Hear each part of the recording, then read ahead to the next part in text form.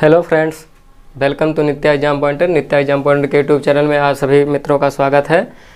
जैसा कि हम सभी अध्ययन कर रहे हैं सौरमंडल के बारे में। अभी तक आप सबने जो पढ़ा बुध के बारे में और शुक्र के बारे में, अब आप आज जो पढ़ेंगे वो है पृथ्वी और चंद्रमा। पृथ्वी जो सौरमंडल का तीसरा एवं आकार के अनुसार देखा जाए तो पांचवा सबसे बड़ा ग्रह है। तो आइए देखते हैं चंद्रमा और पृथ्वी, क्योंकि पृथ्वी सौरमंडल का एक अनोखा ग्रह है, विचित्र ग्रह है, अनोखा ग्रह इसलिए कहा जाता है क्योंकि सौरमंडल में जितने भी ग्रह हैं उन ग्रहों में हमारी जो पृथ्वी है वही एक ऐसी ग्रह है या ऐसा आप कह सकते हैं विचित्र अनोखा ग्रह है जिस पर जीवन पाया जाता है। अन्य ग्रहों पर जीवन नहीं संभव है। अभी तो प्रयास वैज्ञानिकों द्वारा, खगोलविदों द्वारा प्रयास जारी है कि किस ग्रह पर जीवन है। वैसे तो जीवाश्म उपग्रह चंद्रमा भी है जो पृथ्वी का एक उपग्रह है, जीवाश्मी ग्रह कहा जाता है। लेकिन जो खोज हो रही है उससे स्पष्ट होता है कि मंगल ग्रह पर भी जीवन की संभावना हो सकती है। तो अगले टॉपिक पर हम मंगल ग्रह पर ही चर्चा करेंगे। तो आइए आज हम देखते हैं पृथ्वी के बारे में। पृथ्वी सौरमंडल का एक अनोखा विचित्र ग्रह इसलिए कहा जाता है क्योंकि इसी पर ही जीवन संभव, जबकि अन्य ग्रह पर कोई जीवन संभव नहीं है। क्योंकि किसी ग्रह पर टेम्परेचर तापमान बहुत ज़्यादा है, किसी पर बहुत गर्म ग्रह है, तो जो और कोई ग्रह हैं तो उन पर क्या पाया जाता है, हीलियम या हाइड्रोजन, मतलब गैसों की अधिकता कुछ ऐसी हैं जो मानव जीवन के लिए बहुत ही खतरनाक हैं, मतलब उसके अनुकूल नहीं है। जो हमारी पृथ्वी वो जीवन के लिए बहुत ही अनुकूल है, इसीलिए उसे जीवन प्रदायनी ग्रह भी कहा जाता है। जीवनदायिनी, अनोखा ग्रह, विचित्र ग्रह, अनेक उपनाम दिया गया है इसको। तो आइए देखते हैं। यह सौरमंडल का पांचवा सबसे बड़ा एवं विचित्र अनोखा जीवनदायिनी ग्रह माना जाता है। यह सौरमंडल का पांचवा आकृति, मतलब आकार के अनुसार देखा जाए, क्योंकि आकार में तो अगर देखा जाए तो सबसे बड़ा जो है बृहस्पति है। बृहस्पति, शनि, अरुण, वरुण, ये इसका नंबर पांचवा आता है। ये सबसे बड़ा ग्रह पांचवा।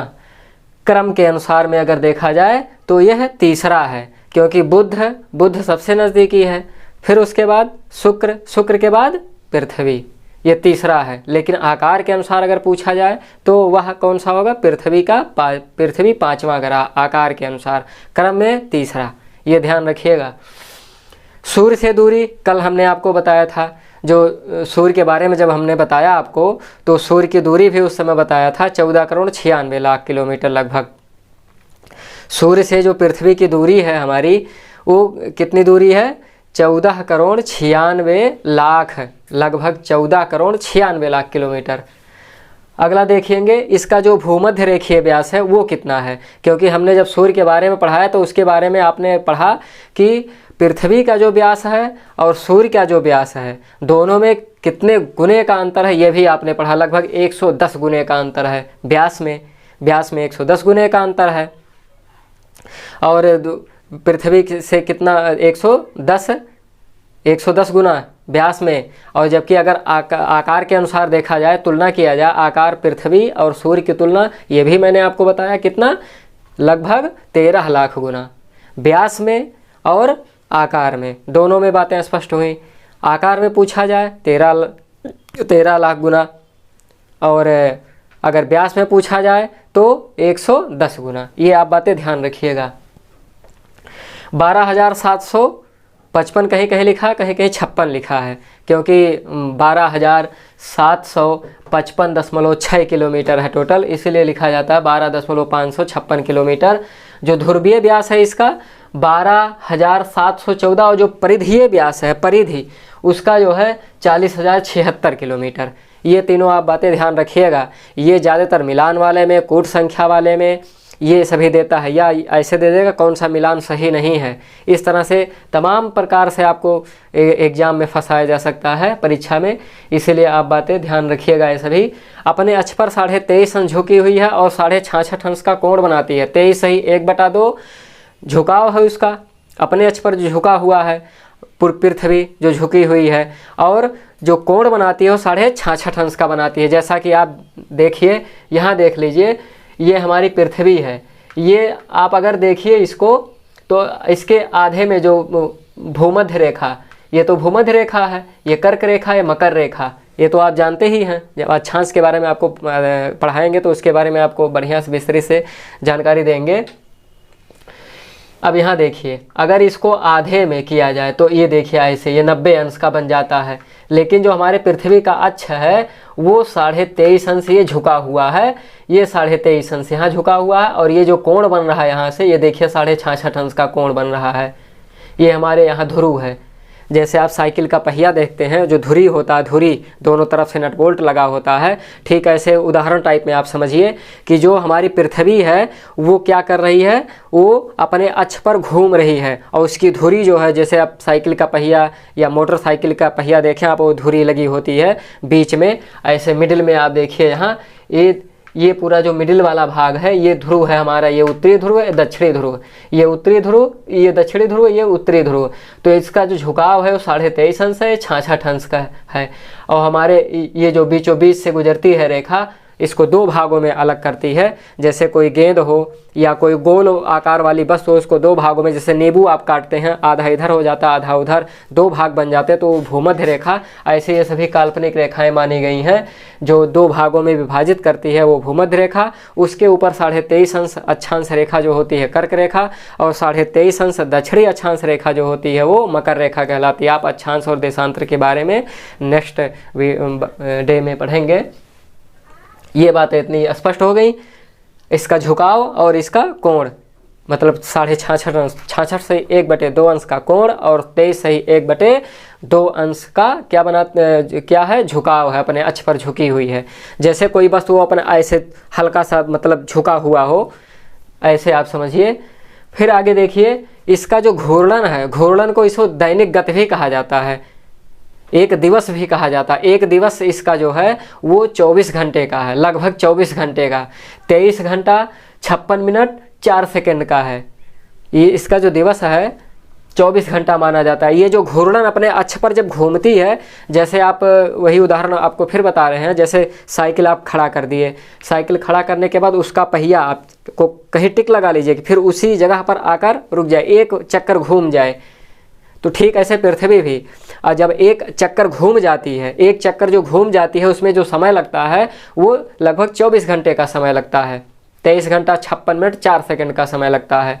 ये कितने स्पीड से करती है, 1610 किलोमीटर प्रति घंटे की गति से पश्चिम से पूर्व दिशा की ओर करती है।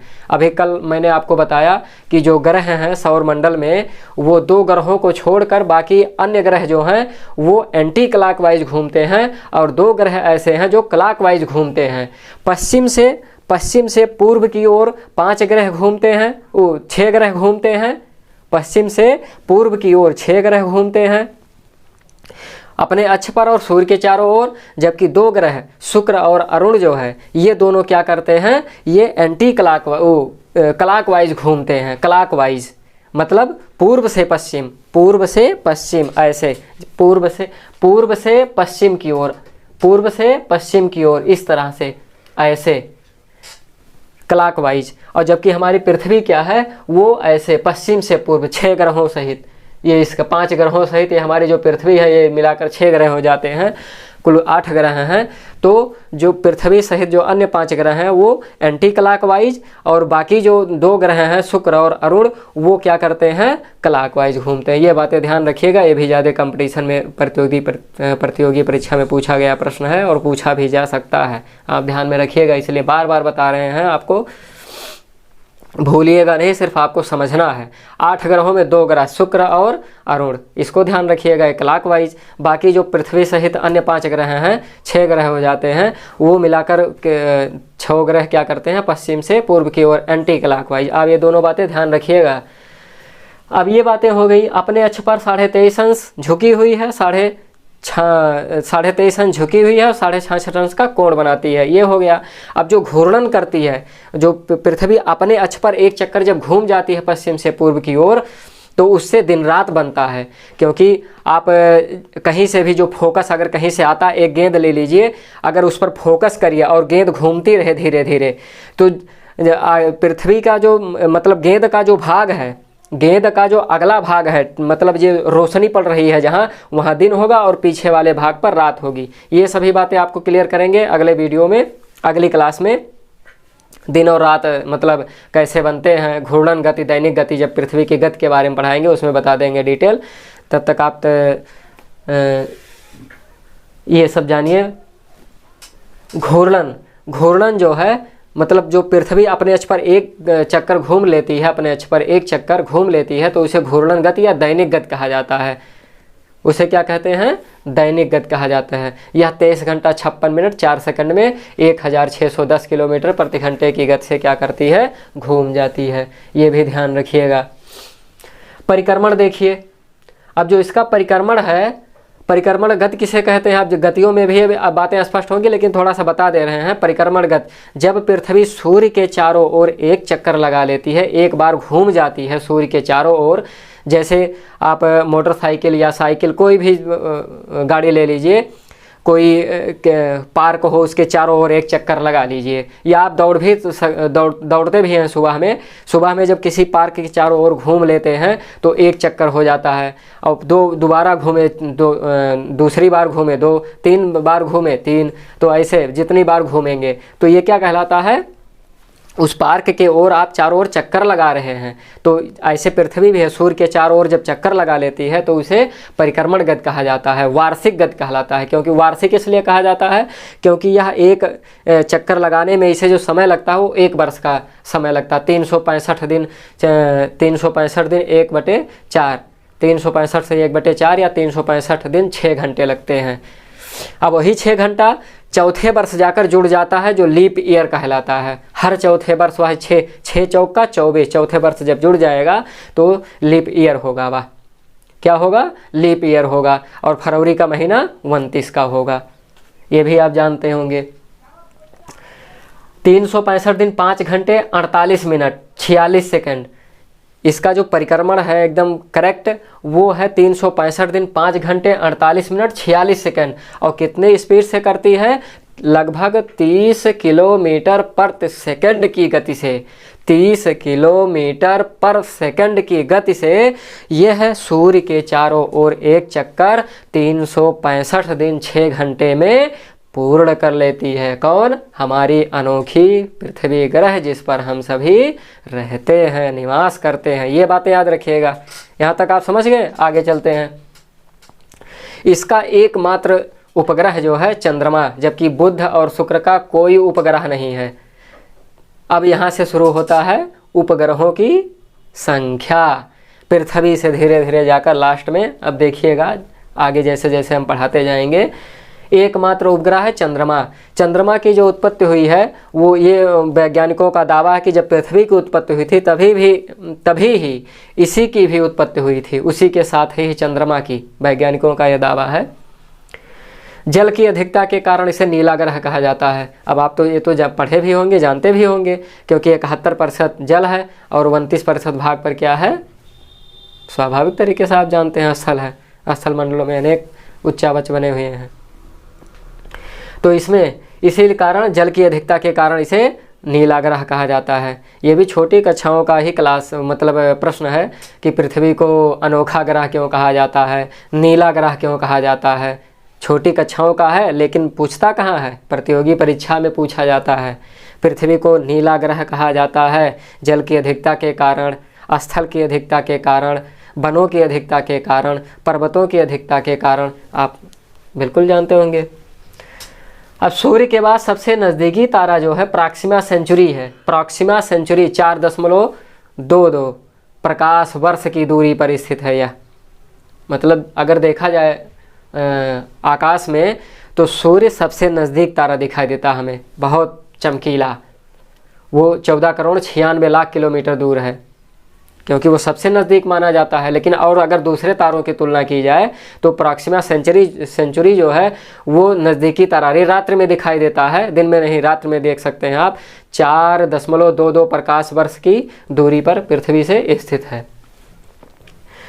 पृथ्वी से दिखने वाला अन्य सर्वाधिक चमकीला तारा, जो सबसे चमकीला तारा दिखाई देता है वो साइरस है। वो भी रात्रि के समय हम आप देख सकते हैं, पृथ्वी की सतह से दूरबीन की सहायता से देख सकते हैं। पृथ्वी से दिखने वाला अन्य सर्वाधिक चमकीला तारा साइरस है, डार्क स्टार इसे कहते हैं, साइरस या डार्क स्टार। जब आपको आकाश गंगा के बारे में पढ़ा रहे थे तो वहाँ चर्चा किया था मैंने कि जो सूर्य के सौरमंडल में सूर्य के नज़दीक कौन कौन से और भी तारे हैं। अब इसमें देखिए लगभग 9 प्रकाश वर्ष की दूरी पर है, जबकि प्रॉक्सिमा सेंचुरी की जो दूरी थी वो 4.22 प्रकाश वर्ष, और जबकि ये डार्क स्टार जो है वो पृथ्वी की सतह से कितनी दूरी पर है, 9 प्रकाश वर्ष की दूरी पर है। ये भी बातें ध्यान रखिएगा। ये दिन रात भी आपको बता दिया, जो पृथ्वी पर दिन रात होते हैं वो पृथ्वी के घूर्णन गति के कारण, और जो जलवायु हमारी निर्धारित होती है वो जब पृथ्वी सूर्य के चारों ओर घूमती है, चक्कर लगाती है, जिस तरह से उसको तापमान मिलता है उसी तरह से वो जलवायु बन जाती है, जलवायु की दशा होती है। ये बातें आप ध्यान में रखिएगा। घनत्व, इसका जो घनत्व है, जब पृथ्वी की संरचना के बारे में, पृथ्वी की उत्पत्ति के बारे में बताए तो वहाँ डिटेल पृथ्वी के बारे में और भी चर्चा होगी आपसे। तब तक आप यही जानिए कि घनत्व जो है 5.52 ग्राम प्रति घन सेंटीमीटर, और जो तापमान है हमारा वो 22 डिग्री सेंटीग्रेड तापमान है। ये भी ध्यान रखिएगा। ये सभी जो छोटे छोटे टिप्स हैं ये मिलान वाले में, कथन वाले में या सही गलत वाले में, इस टाइप के क्वेश्चनों में अक्सर आता है। ये छोटे छोटे क्वेश्चन, घनत्व दे दिया और द्रव्यमान दे दिया, उसके बाद आकार दे दिया, आकृति के अनुसार दे दिया, तमाम तरीके से कितने मतलब गैसों की अधिकता, और उसके बाद कौन कौन से गैस पाए जाते हैं, ऑक्सीजन। अब देखिए इसमें घनत्व 5.52 ग्राम प्रति घन सेंटीमीटर, तापमान 22 डिग्री सेंटीग्रेड। गैस में आप तो जानते ही हैं, गैस चाहे छोटी कक्षाओं से ही जो वायुमंडल में नाइट्रोजन अधिक पाई जाती है, खूब रटते हैं, नाइट्रोजन अधिक पाई जाती है, कितने % पाई जाती है, 78%। और भैया कहीं गलत कर देते हैं, 78 का 68 लग गया, तब तो घर पर आए देखे हो तो गलत हो गया। तो ऐसे नहीं करना है, 78%। ऑक्सीजन 21%, ये बातें ध्यान रखिएगा। बाकी 1% आर्गन, हीलियम, ये सभी अन्य गैसें पाई जाती हैं, कार्बन डाइऑक्साइड उसमें। ये तो सब छोटी कक्षाओं की ही बातें हैं, छोटी कक्षाओं की बात मत समझिए। कंपटीशन परीक्षा, जो कंपटीशन एग्ज़ाम होते हैं उसमें यही छोटी छोटी बातें ही पूछी जाती हैं, जो आप छोटी कक्षाओं से रटते हुए आ रहे हैं, रटते हुए nitrogen 78, nitrogen 78, nitrogen 78, oxygen 21, oxygen 21, खूब रटते हैं, और वही जाकर वहाँ गच्चा खा जाते हैं। कहाँ? प्रतियोगी परीक्षा में। तो ये बातें ध्यान रखिएगा।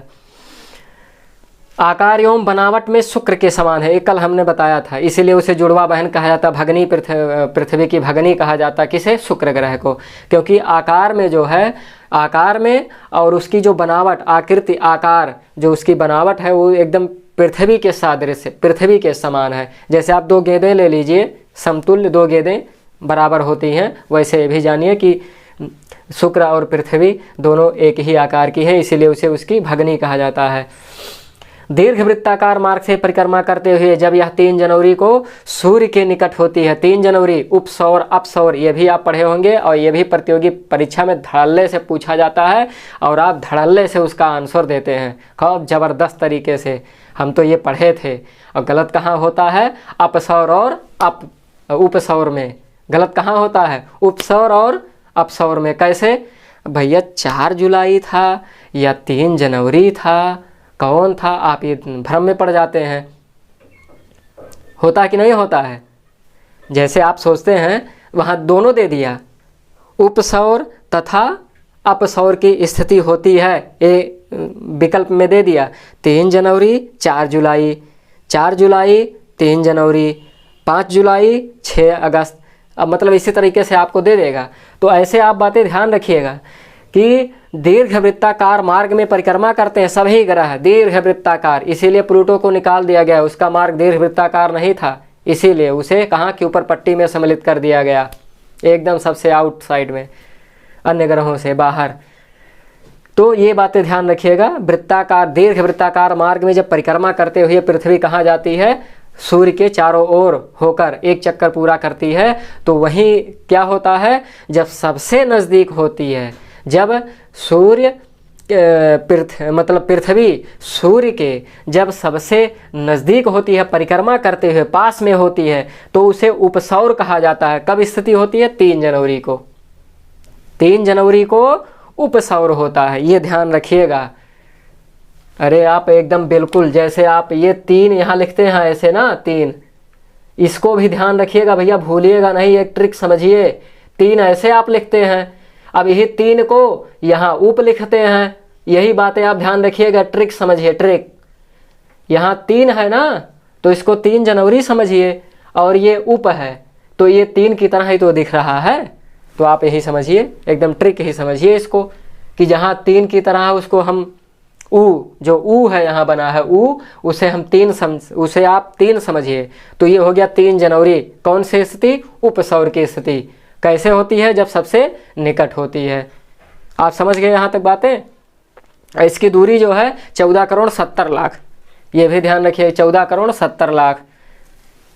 फिर इसी का अपोजिट, उल्टा, मतलब जब सबसे दूर चली जाती है पृथ्वी परिक्रमा करते हुए दीर्घ वृत्ताकार मार्ग में, तो वह स्थिति कौन सी कहलाती? अपसौर कहलाती। वह कौन सी स्थिति होती है? अपसौर की स्थिति। 4 जुलाई को होता है। कब होता है? 4 जुलाई को। ये भी ध्यान रखिएगा। जब आप एक जान गए, यहाँ ऊ यहाँ 3, ये ट्रिक है, तो जब ये जान गए तो ये तो आ गया, बाकी वो तो स्वतः ही आ जाएगा। 4 जनवरी अपसौर, जब सबसे दूर हो जाए। अब दूरी क्या होती? 15 करोड़ 21 लाख, जबकि उपसौर में 14 करोड़ 70 और अपसौर में 15 करोड़ 21। ये ध्यान रखिएगा दोनों बातें। उपसौर 3 जनवरी, अपसौर 4 जुलाई। जब निकट होती है तब क्या होता है? उपसौर होता है 3 जनवरी को। 14 करोड़ 70 लाख किलोमीटर दूर हो जा, उसकी जो दूरी होती है पृथ्वी और सूर्य की। और जब वह स्थिति जब सबसे दूर चली जाती है, पृथ्वी सूर्य से सबसे दूर होती है, तो वह स्थिति 4 जनवरी को होता है। वह दूरी 15 करोड़ 21 लाख। ये ध्यान में रखिएगा आप। अब आगे देखिए, उपसौर को पेरीहीलियन और अपसौर को एपहीलियन कहा जाता है। ये इंग्लिश में भी पूछ लेता है कभी कभी फंसाने के लिए आपको एग्जाम में, कि उपसौर को कहा जाता है, इंग्लिश शब्द दे दिया। अरे भाई, जब इंग्लिश आप जानेंगे उसके साथ ही तभी तो लगा पाएंगे। तो जैसे उपसौर को पेरीहीलियन और अपसौर को एपहीलियन, ये बातें स्पष्ट हुई? बिल्कुल, ये एकदम दिमाग में रखिएगा। नक्षत्र दिवस की जो अवधि होती है 23 घंटा 56 मिनट का होता है। जो नक्षत्र की अवधि, मतलब एक नक्षत्र को पार कर लेता। कितने नक्षत्र हैं आप जानते भी होंगे। एक नक्षत्र 23 घंटा 56 मिनट का होता है, पृथ्वी जब उसको पार कर लेती है एक नक्षत्र को। अब आगे देखिए, तो हो गई पृथ्वी के बारे में, पृथ्वी की जो खासियत थी या जो उसकी अच्छाइयाँ थीं, कौन कौन से हैं। अब आगे हम देखते हैं चंद्रमा के बारे में। अब किसके बारे में देखते हैं? चंद्रमा के बारे में। चंद्रमा है मून जिसे कहते हैं, यह सौरमंडल का 5वां, अब देखो ये भी तो 5वां ग्रह है, उपग्रह है, इसी का उपग्रह है। समझ गए ना? हाँ, ये भी 5वां, ये भी 5वां, लेकिन ये उपग्रह है। ये ग्रहों में 5वां है, ये उपग्रहों में 5वां है। ये बातें ध्यान रखिएगा। सौरमंडल का ये 5वां ग्रह है और ये सौरमंडल का 5वां उपग्रह है आकार के अनुसार। ये बातें ध्यान में रखिएगा। पृथ्वी से इसकी दूरी जो है लगभग 3,84,000 किलोमीटर है, 3,84,000। इसीलिए तो इसका जो प्रकाश है 1.3 सेकंड में हमारे यहाँ, मतलब पृथ्वी की सतह पर इसका जो प्रकाश पहुँचता है 1.3 सेकंड में, क्योंकि जो प्रकाश की चाल है 3 लाख किलोमीटर पर सेकंड है और दूरी कितनी है? 3,84,000। अब वही आप गुणा भाग कर लीजिए मैथमेटिकल, 384 तो 1.3 सेकंड में पहुँच जाती है। ठीक, पहुँच जाता है इसका प्रकाश कहाँ पर? पृथ्वी के सतह पर। चंद्रमा की सतह और उसकी आंतरिक स्थिति का जो अध्ययन करने वाला विज्ञान है उसे हम कहते हैं सेलेनोग्राफी या सेलेनोलॉजी कहलाता है, जिसे हम क्या कहते हैं? चंद्र विज्ञान कहते हैं। किसका अध्ययन? पृथ्वी की सतह और उसकी आंतरिक स्थिति का अध्ययन करने वाला। अब चंद्रमा की सतह पर सबसे पहले कौन पहुंचा, कौन अंतरिक्ष यात्री था, ये सब बातें आप जानते हो, नील आर्मस्ट्रांग और, है ना।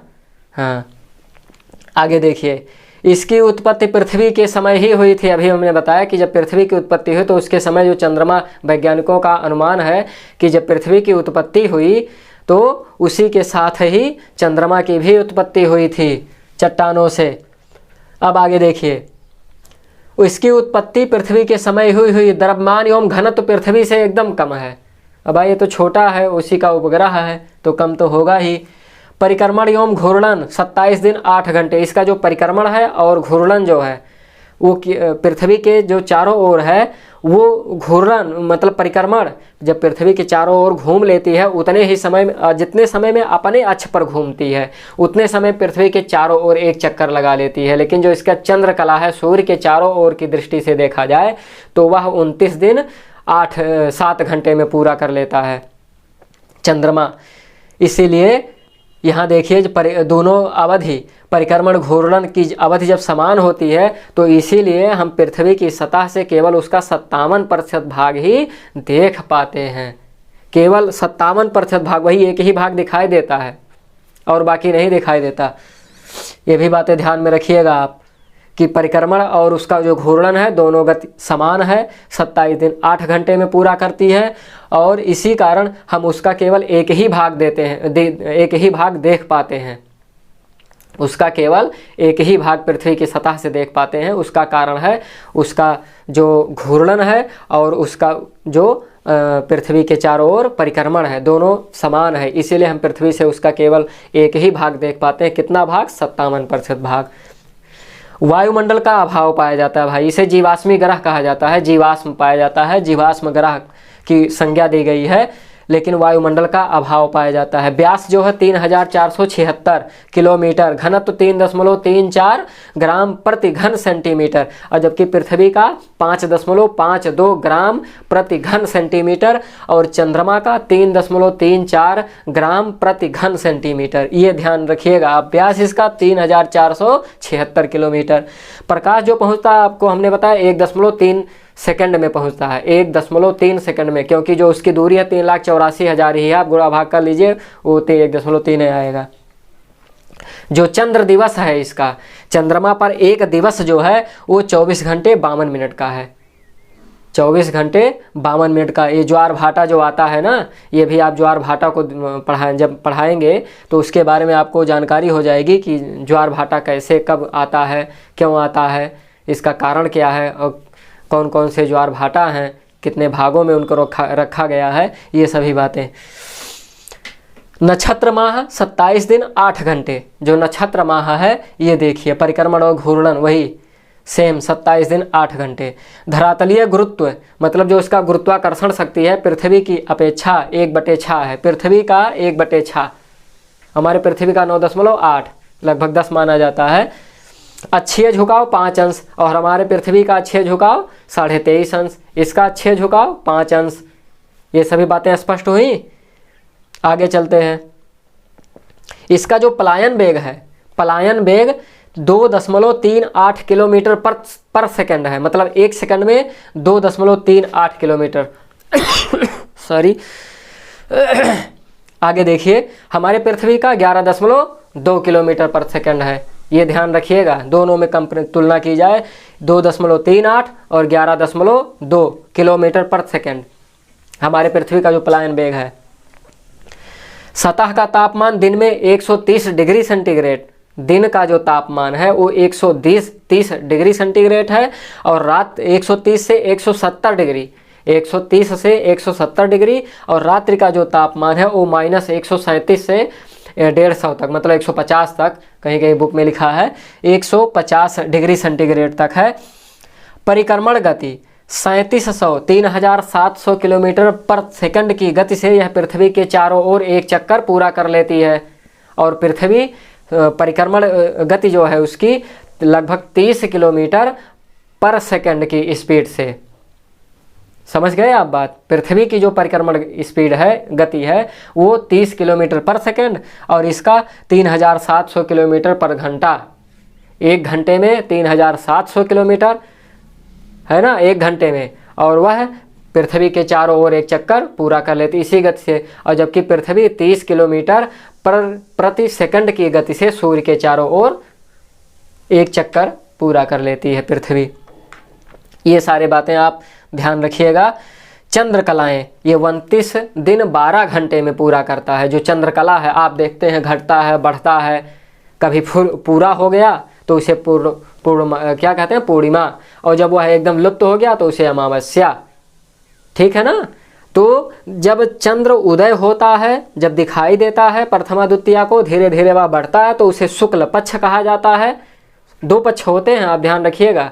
जब चंद्रमा दिखाई देता है, धीरे धीरे बढ़ता है, उसकी कला जो बढ़ता जाता है, धीरे धीरे वह उसका जो पूर्णिमा होता है, तो उस पक्ष को पूर्णिमा तक क्या कहा जाता है, शुक्ल पक्ष। और पूर्णिमा से जब धीरे धीरे घटने लगता है तो उस पक्ष को कृष्ण पक्ष कहा जाता है। और जब एकदम समाप्त, मतलब जिस दिन उसकी कुछ रोशनी नहीं होती, वह अमावस्या को होती है। ये ग्रहण भी इसी पर निर्भर है। आप मतलब चंद्र ग्रहण कब लगता है, अमावस्या, पूर्णिमा, ये बातें आपको ग्रहण के समय बताएंगे। चंद्रकला 29 दिन 12 घंटे। सूर्य, चंद्रमा एवं पृथ्वी का एक रेखीय स्थिति में होना सिजगी कहलाता है। सिजगी, ये नाम दिया गया है सिजगी, कि सूर्य और चंद्रमा जब पृथ्वी, सूर्य, चंद्रमा और पृथ्वी जब दोनों एक सीधे मतलब स्थिति में, ये ग्रहण है ना, ग्रहण लगता है इसी स्थिति में ही, तीनों एक सीधी रेखा में होते हैं, तो उस स्थिति को सिजगी कहा जाता है। इसमें 2 स्थितियां बनती है, एक युत बनती है, एक व्युत बनती है। अब युत क्या होती है, अब देखिएगा। युत की स्थिति उस समय होती है जब सूर्य और पृथ्वी के बीच में चंद्रमा आ जाता है, तो सूर्य ग्रहण उस समय लगता है। ध्यान रखिएगा, जब सूर्य और पृथ्वी के बीच में, जैसे सूर्य, इधर सूर्य, इधर सूर्य, इधर पृथ्वी, अब उसके बीच में कौन आ जाए, चंद्रमा आ जाए, तब उस समय क्या होगा, सूर्य का प्रकाश पृथ्वी पर नहीं दिखाई देगा, तो चंद्र ग्रहण, सूर्य ग्रहण होगा। तो यह स्थिति युत कहलाती है। युत, सिजगी की जो आप बताएं, सिजगी जब तीनों एक सीधी रेखा में होते हैं तो उससे सिजगी, वह 2 स्थिति में होती है, एक युत होती है, एक व्युत होती है। ये भी बातें ध्यान में रखिएगा। तो यहाँ आप देखिए, जब सूर्य और चंद्रमा, सूर्य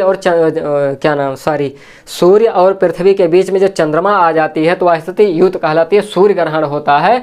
सूर्य ग्रहण 3 प्रकार का होता है, एक आंशिक होता है, पूर्ण होता है, एक वलयाकार होता है। ये ग्रहण के बारे में आपको जब बताएंगे, कोरोना की स्थिति जब वो पूर्ण होता है तब वो कोरोना दिखाई देता है।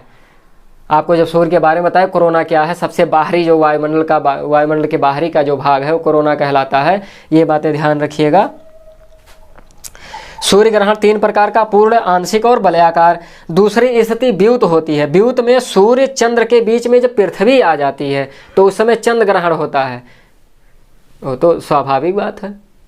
ये देखिए, सूर्य और चंद्र के बीच में, इधर सूर्य, इधर चंद्रमा, बीच में पृथ्वी। अगर पृथ्वी बीच में आ जाएगी तो सूर्य का प्रकाश कहाँ नहीं पड़ेगा, चंद्रमा पर नहीं पड़ेगा, तो चंद्र ग्रहण होगा। तो ये स्थिति व्युत कहलाती है। ये भी ध्यान रखिएगा।